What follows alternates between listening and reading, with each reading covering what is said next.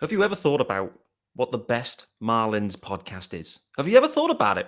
Thank you for joining me on Locked On Marlins, by the way. We're going to dig into that question and tons more, really. Loads of fun lined up. I've already teased it out. Jeremy Taché is joining the show on today's Locked On Marlins. You are Locked On Marlins, your daily podcast on the Miami Marlins. Part of the Locked On Podcast Network, your team every day.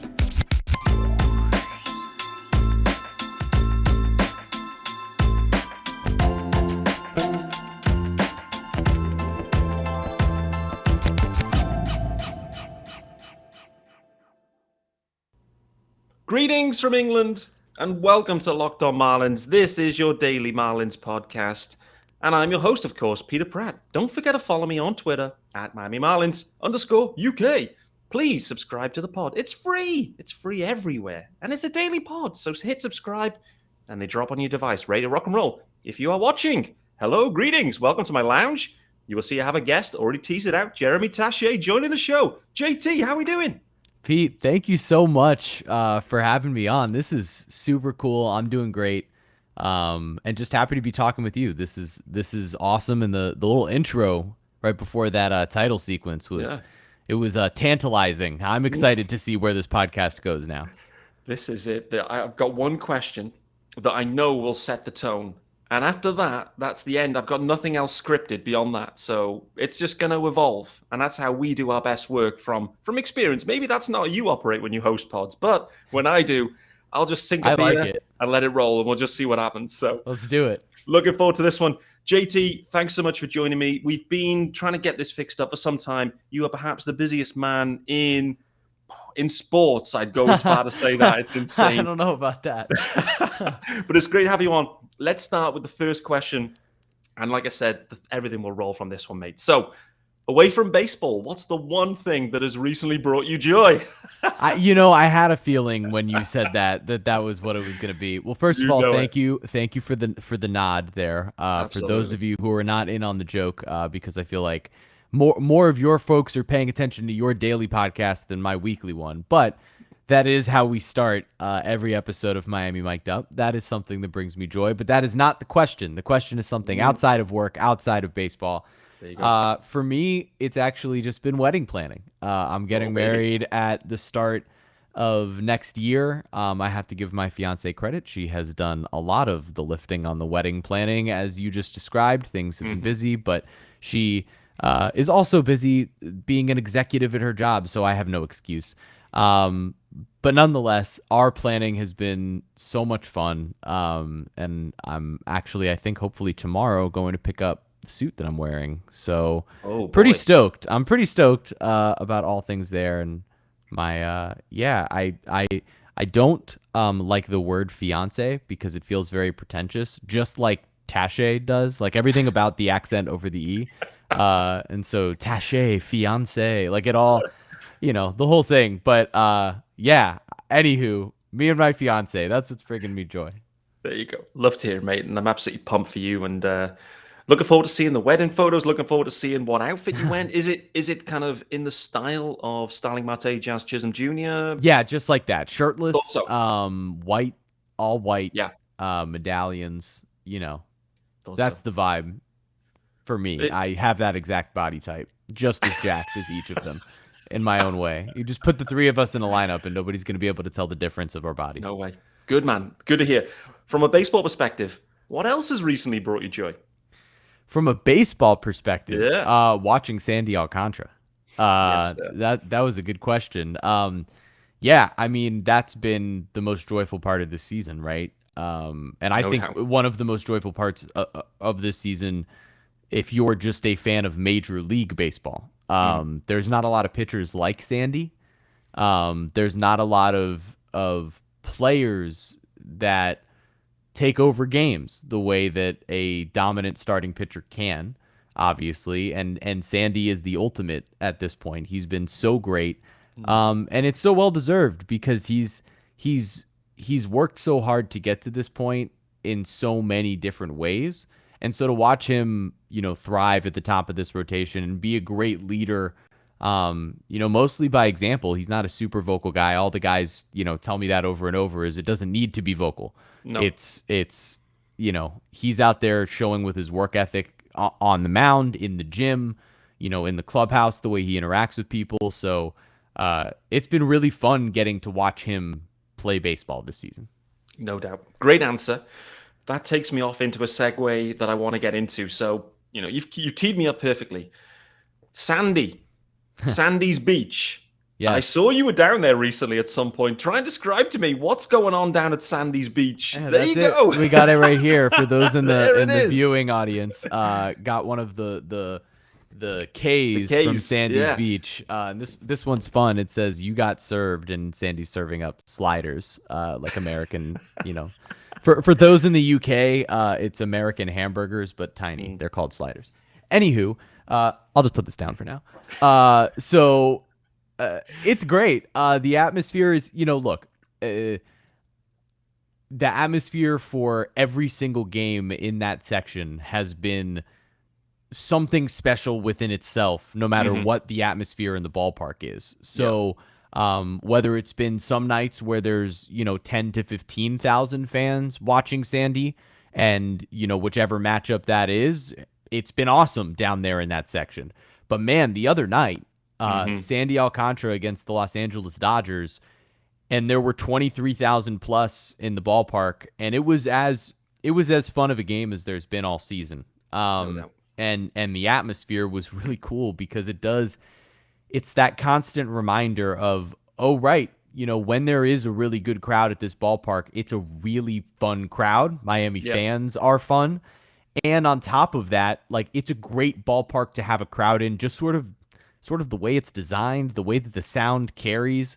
It makes it almost sometimes feel even louder than it is. And so the energy was electric for that one. And down in that section, you could see everybody going nuts the whole game. So it's been fun. It's been really cool to see what Sandy's Beach has been like. I think it was a great job by the Marlins to come up with an individual promotion like that, where it's tickets, it's shirts, it's a specific section that's close to the field. It's right next to the dugout, so Sandy can, tip a cap toward that section. He's seeing them all game long.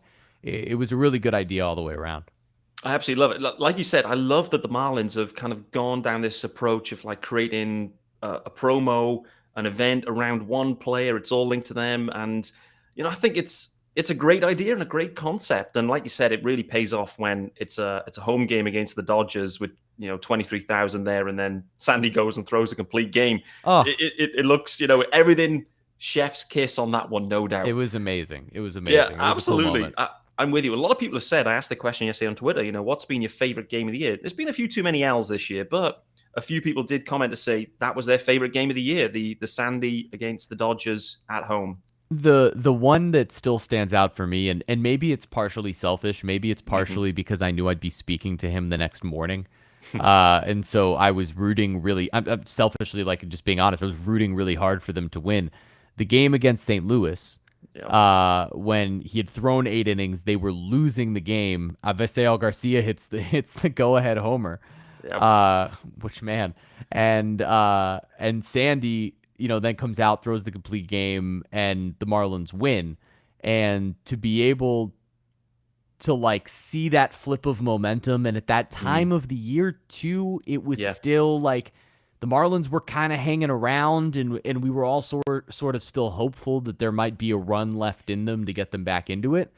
So given the circumstances, that one also stands out. But man, I mean, it's really hard to debate against the game we saw the other night, because that atmosphere was incredible, and it was, what Sandy did was special, given the fact that the Dodgers are not only, the best team in baseball this year, but they've kind of owned him his entire career. And exactly. To overcome not just a whole career's worth of that, but then a start just the week earlier against them. I mean, it was so remarkably impressive. He is so impressive.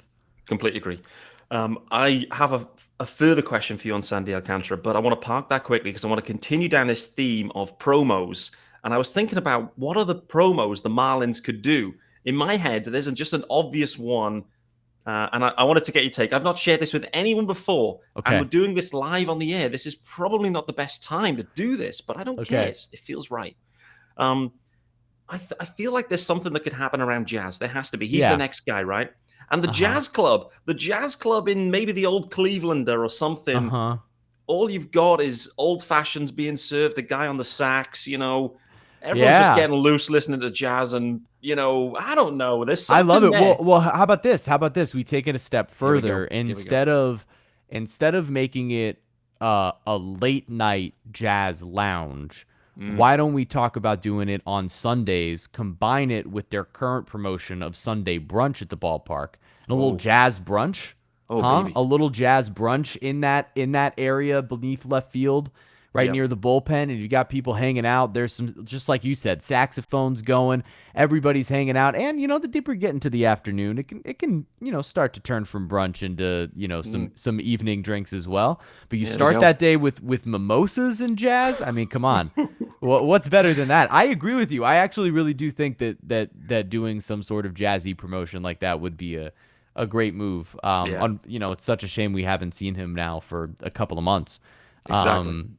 So whenever he does come back, whether that's this year or at the start of next year, I know he was out there tweeting. I don't know if this comes out either later today or tomorrow or whatever, but he was out tweeting about wanting to be on the ball field. I know we all miss watching him play. So no doubt, I'm with you. And now I've taken it another level.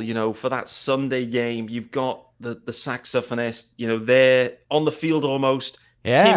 Timmy Trumpet style for his for his walk-up song, right? That's what you need. Some of that stuff. You need some Timmy Trumpet. Let's just get a full-on, straight up, just a jazz band, right? That's what I'm saying. Because I don't want to rip off like New Orleans style, right? But that's what I'm thinking in my head is like a New Orleans style jazz band that's literally like standing on top of the dugout. If Jazz is the leadoff hitter, like to start the game in full on, like, hey, Jazz is going on. Oh man.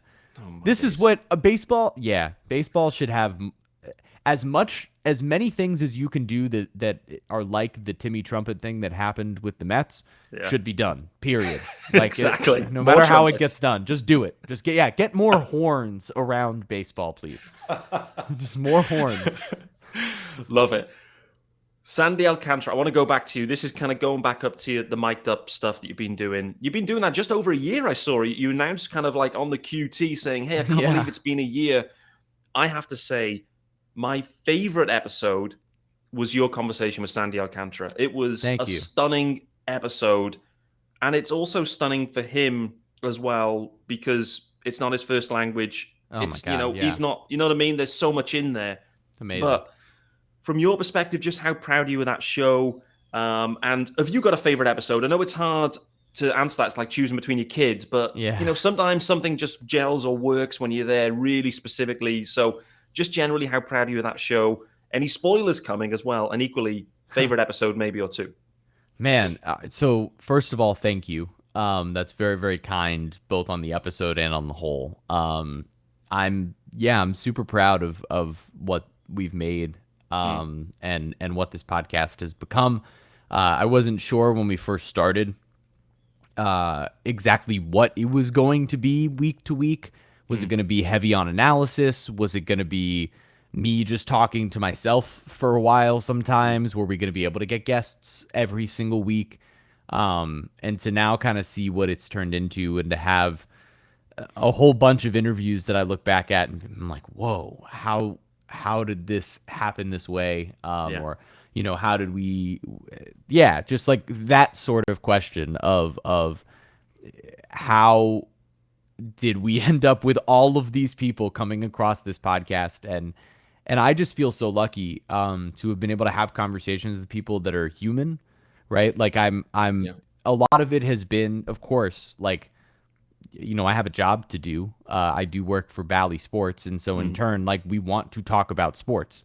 And so I'm doing that with most of these players most of the time. But what's been nice is I've tried, and what I appreciate is players have gone in with an open mind to answer questions in the most human way. So if I've tried to ask them in a way where I'm searching for an answer that's beyond the specifics of a game, everyone's been so open and so willing to answer those types of questions and to think about things from a different perspective. Even just this last week, speaking with JJ Bleday, I was actually really taken aback by the way he was really truly seeming to like listen to questions and wanting to answer them in the most authentic way possible. And I feel really lucky that the teams have cooperated with us to provide so many great guests. I feel lucky that randomly we've been able to connect with people like Josh Gad, and like that was crazy. And when you ask about a favorite episode, I do have to say Sandy's is up there. One, in part because it's like in the middle of this run where he's just been so sensational, and Yeah. like theoretically, one day this is the start of a potentially 5 or 10 year run like this. And Sandy's a Hall of Famer, and I'm looking back and going, hey, that was sort of the beginning of my career interviewing people. It was the beginning of his career being able to be interviewed like that in Yeah. English. And so that one is very special to me. Yeah. Just because I see this weird little future path kind of growing together through Miami and the whole thing. But before that, I mean, gosh, I really enjoyed the episode with Dontrell Willis, another Marlins pitching legend. Um, I really enjoyed our Heat interviews from Media Day last year, just because it was such a whirlwind and a whole lot of stuff came from that was fun. And we're coming up on that.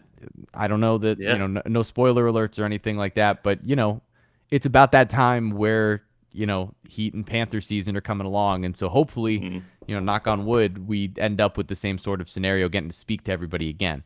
And so, yeah, I mean, I hate, there's definitely like episodes and people that I'm leaving out, including like people like Israel Gutierrez and Sarah Spain and Mike Ryan and Chris Cody and like all these people who were around to sort of just help lift it up as well, which is very, very nice. When I was really early on in doing it, people who were lending their credibility so that I could not only show my bosses, hey, I have some credibility, but also like show the listening audience, oh, okay, if these people are willing to go on his show, then there must be a reason for that. And, Yeah. some of them have stuck around, which has been pretty cool.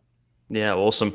There's another show, another podcast that you've been involved in for many years now as well. Yeah. And there's a spoiler alert coming because I was in touch with your co-host earlier on today, and there's a spoiler coming that I believe there's an episode dropping tomorrow. So we're recording this Yes. Thursday, an episode due to drop tomorrow. So we'll look forward to that. Of course, Yes. we're talking about the fabulous podcast Swings and Mishes. One question on that one. Yeah. You and Craig, it's been a sensational pod. So many Marlins fans absolutely love it. And it's the Bible for them in many ways. Like it's their go-to source. The one thing I didn't know is how that hookup happened. How was it 3-4 years ago that you and Craig came up with this and went, hey, let's roll with it. And then, it is what it is now. I actually don't know the answer to that. So it's funny. That's a good question. Thanks. It's funny. I didn't know Craig before we started Swings and Mishes. I knew who he was, right? Yeah. But we didn't have any sort of like relationship whatsoever. What that actually was Craig was going to be launching the podcast. At the time, Swings and Mishes was a part of the 5 Reasons Sports Network. And when Craig was going to be launching it, folks from 5 Reasons Sports reached out to me after I had reached out to them, just kind of putting my hand in as many different pots. I worked as an associate producer at a local news station here in Miami for the first few years out of college. And so I was just trying to get myself involved in as much as possible. And I guess, I don't know what made them think that I would be capable of handling like Craig. producing Craig's show. And why I was the one who was like reached out to like, hey, you should come join us to do this thing. I guess I was someone who was, tweeting somewhat interesting things about the Marlins. I don't know what it was that made them believe in that. But yeah, I mean, we met in July. I guess it would have been a 2018, which is just bonkers to think about. We met in July of 2018 at the ballpark, discussed the name, discussed a logo, discussed all of these ideas, and literally just a couple of weeks later, we were recording our first episode. And we weren't even sure necessarily what the style of it was going to be. It's funny how ultimately it sort of evolved into I'm not interviewing Craig. Yeah, He's essentially, let's be real about it. He's got topics he wants to get to, and I'm just finding a way to get us there conversationally.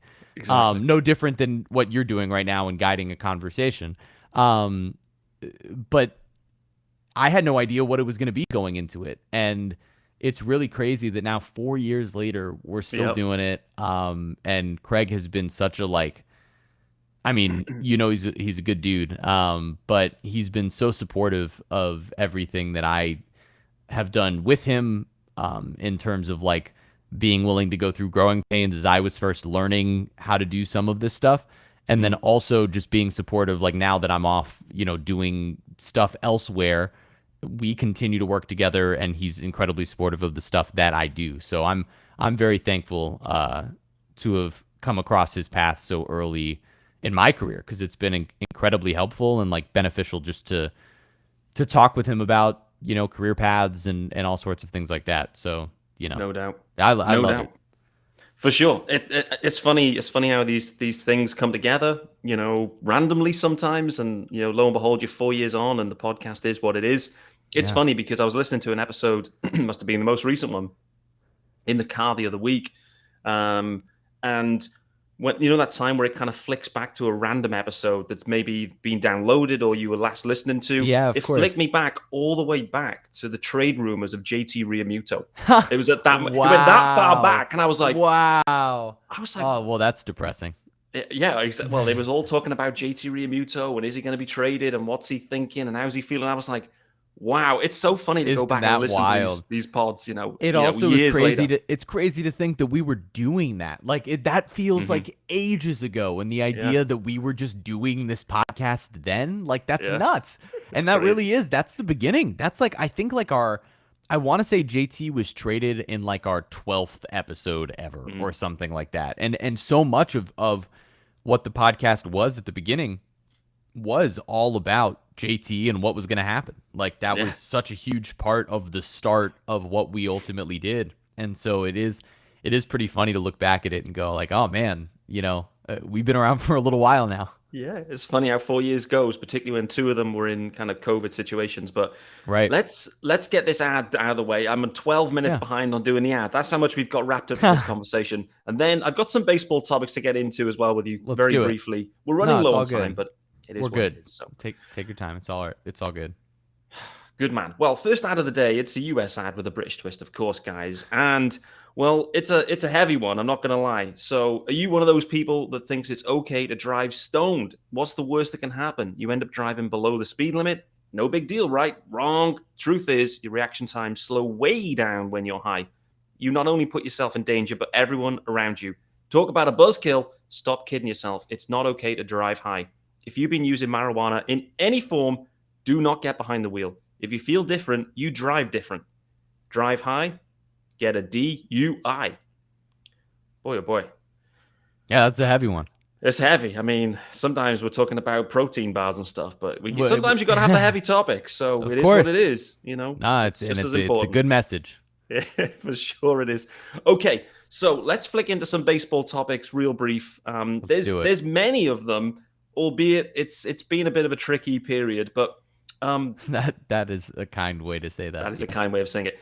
Let's talk about Jordan Groshans because Yeah. after yesterday, I saw a pathway to Groshans being up at the big league level probably in the next day or two. Obviously, Miggy Rowe with this wrist injury, Birdie coming out of the Mhm. game. I was like, oh, okay, expanded roster as well. I know Groshans not on the 40-man, but all of a sudden there's a pathway here where Groshans could be with the team in Atlanta for this series. Any sources while we're here, JT? I got nothing, so I'm not Craig. All right, and even if I had Craig's info, I wouldn't be sharing it with anybody else. But which, by the way, most of the time I don't. That being said, I would love to see Jordan Groshans as soon as possible. The rest of the season is all about the kids, right? Mm-hmm. It's it's a shame that we've been saying that for a number of Septembers in a row. Mm-hmm. But it's the reality. And so you want to see as many of these young guys as possible. I want to see as many at bats as I can from Blade and Burdick and Encarnacion and Charles LeBlanc. And, I want to see all these guys as often as possible. Yeah. that would include Jordan Grosjean. He Yeah. theoretically is a part of this group of like upper level minor league / potentially major league ready caliber players of a certain age, right? Like within the organization, there's that next tier of guys that are an age group below. He's a part of that top tier of like, all right, let's see what you got.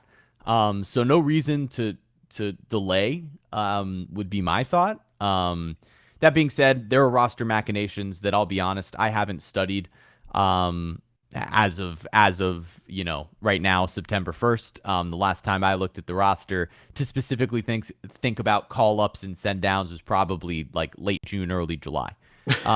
So if I'm being totally honest, like I don't know what the 40-man implications would be. But as the rosters get expanded, I do think it makes sense to see Jordan Grosjean. Yeah.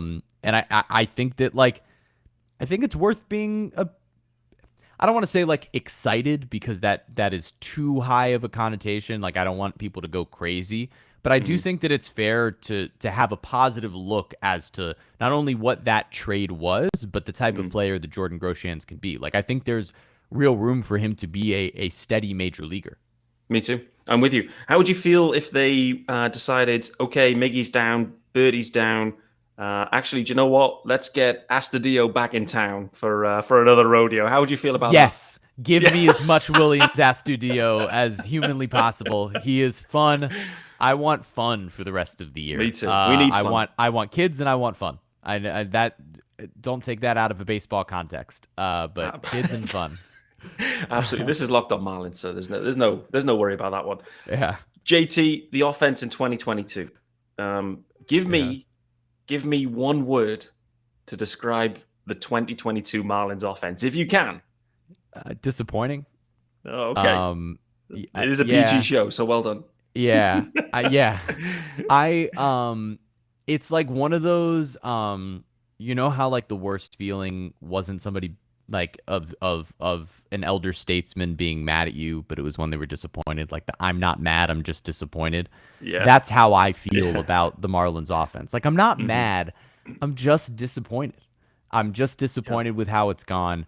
I can't individually get mad at any of these players for lackluster seasons happen. I don't think that any of these guys are out here like not working to get better.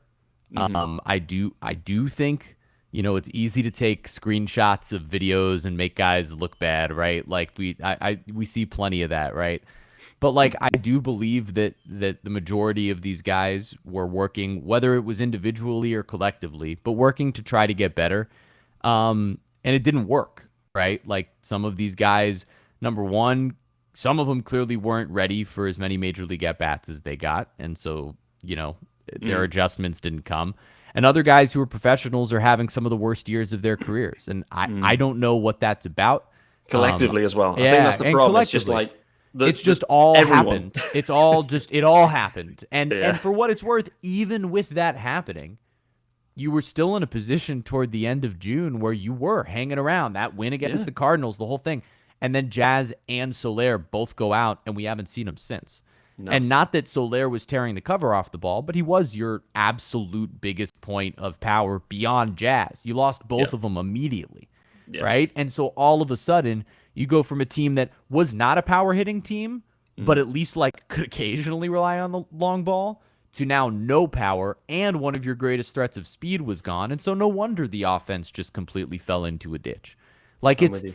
and I can't, again, I struggle to blame any individual player. Like, obviously, we all know the guys who didn't live up to their potential. We all know the guys who needed to do more to be able to help this team win. Like, there are some guys who came in with expectations, and there are other guys who you hoped would rise to a new expectation, right? And those are two different things. Agreed. But no one really came through. The only guy on this team who has overachieved all season long is John Birdie. Like, he's been out injured, but John Birdie has been, like, he's the only guy offensively that I can say all season, it's just been, like, every time he's out on the field, it's worked great. You could argue Joey Wendell as well, but he was out for different chunks of time, and his impact hasn't been so obviously felt in the same way where, when the Marlins were scoring 2 or 3 runs a game, Birdie was literally stealing his way to 2 of them. He was. Like, literally. There was a stretch there in July where it was unbelievable. Yeah. So to think about it, disappointing is the word I want to use because again, I'm not mad. I'm just disappointed. Yeah. Fair assessment. We're 5 years into the rebuild. Derek Jeter's gone. Yeah. This offseason is just huge for the Marlins, but based on where the roster's at, the age, some of the imbalance from offense to pitching, do you feel like we're about to enter a rebuild of a rebuild almost here? Like it's really an really interesting offseason. Where's your head at with this one? It's so complicated. I actually go back and forth on this all the time as to what I Yeah. think they'll do, and to what I even think the approach should be. Because there's part of me that really believes like other than the fortunate nature of the fact that the top of your rotation has stayed healthy, that Sandy and Pablo this season have stayed healthy to this point, Mm. and hopefully the rest of the season. Uh, just about everything else that could go wrong has gone wrong, right? Like in terms of guys who you needed to perform not performing, guys getting hurt at inopportune times, nobody really being healthy all at the same time beyond like April when they actually played pretty well. Mm. So the combination of underperforming and injuries, like it was just everything that could go wrong goes wrong, right? So what I don't want to do is be sold on, hey, look at all these one-run losses. So we were actually really close. We're all Mm. watching the same thing. We see what Mm. the offense is doing. There Yeah. needs to be a change there, right? Like Yeah. there can't just be super small tweaks. But do I think that this team would just like actually just a couple of tweaks at a couple of spots to balance out the roster Mm. could be more competitive? Yeah, I do. But also then there's a part of me that goes, well, maybe I don't want that. Maybe I want a full overhaul I know. of and I don't mean like a full overhaul because personally like the other element of this is I really like most of the guys on the Marlins. Like Yeah, this it's is a tough, pretty right? good group. It's a pretty good group of dudes for the most part, and I mean I everybody I've ever interacted with has been great, and I think that they're all yeah, like I don't want to see anybody go, like Yeah. that part of it from just a selfish perspective as a media member, like I don't want to see anybody go. Hmm. But on the flip side, from just a watching baseball perspective and what I think is right for the organization, you look at a bunch of different players who could have value as pieces of blank type of team.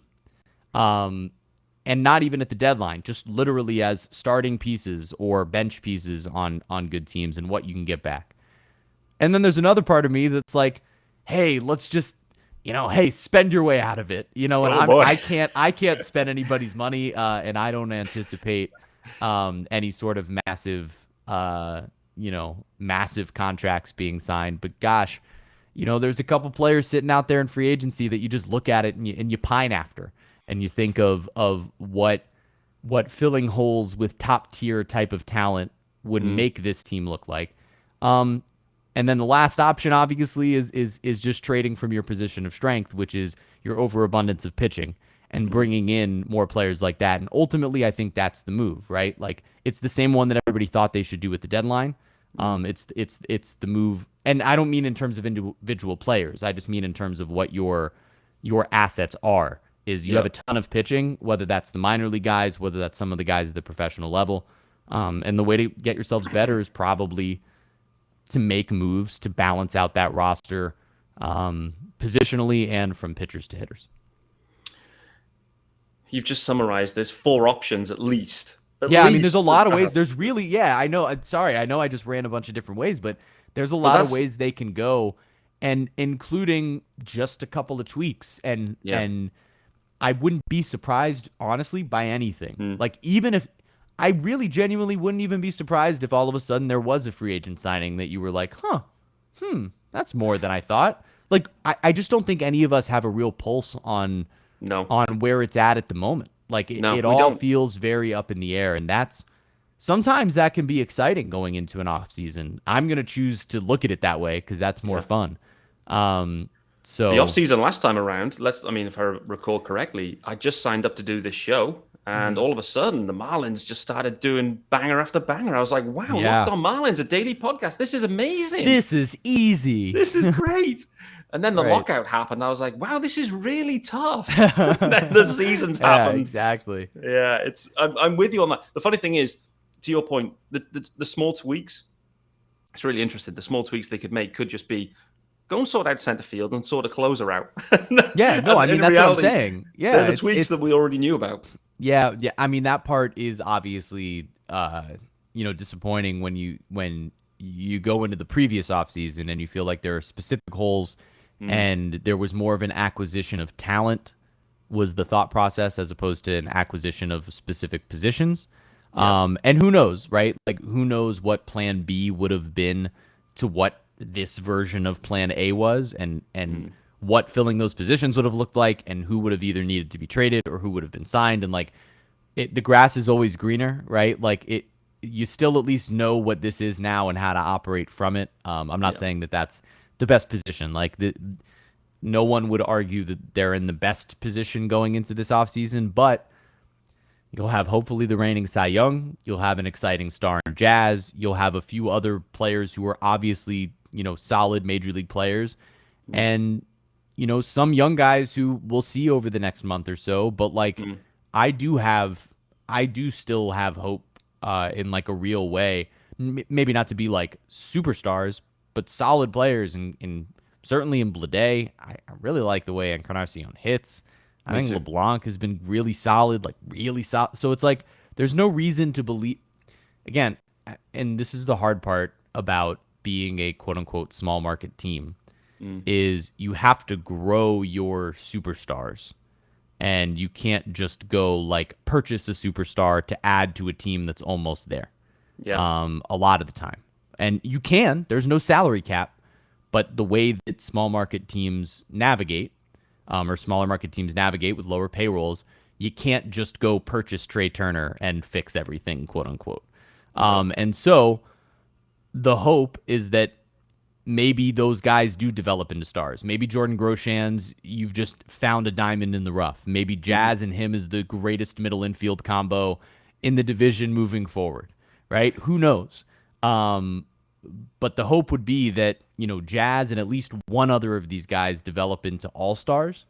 And then you can continue to spend in different ways and make tweaks and hopefully find yourself, given the pitching that you have, in a position where, in a really tough division, you're still competing. It is a really tough division. Who wins this division? And then one final one, then we'll get out of here. Man, I think I'm gonna say the Mets. Going Mets. Is it the trumpets? Have they sold you? And yeah, I think it's only because of the trumpets. I just think that they're so fun.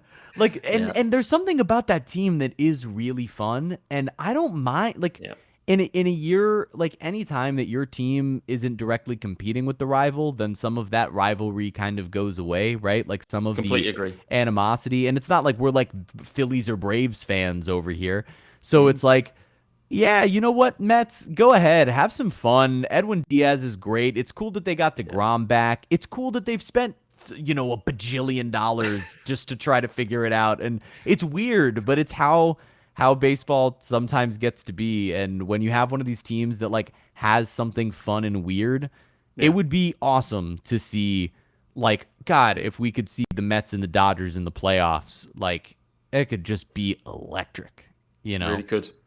It really could. They're playing right now. It's 2-1 Dodgers, by the way. So close game on that one. But yeah, I'm with you. I almost tweeted out earlier saying I'm jealous of the Mets fans. Like I feel like I want to be. They're having fun. You want to ride the wave. You want to have the fun, right? That's the point. Yeah, they're having fun. It's cool. It's been no fun for us Marlins fans, apart from every fifth day, effectively. Yeah, every fifth day's been great. And for what it's worth, like they're as hard as it's been the last couple of months, like there's no denying that. There were some really fun moments at the beginning of the season that it's a shame that they've been so wiped out by what some of this last couple of months has felt like, and the disappointment, right, of like not making the push that was anticipated.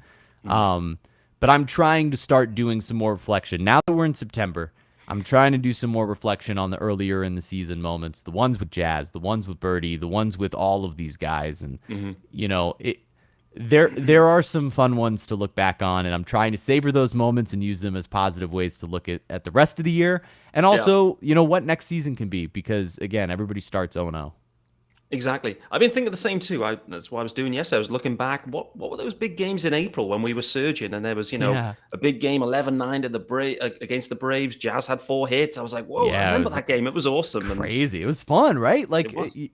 I, Exactly. I look forward to those days coming back, Me sometime too. soon.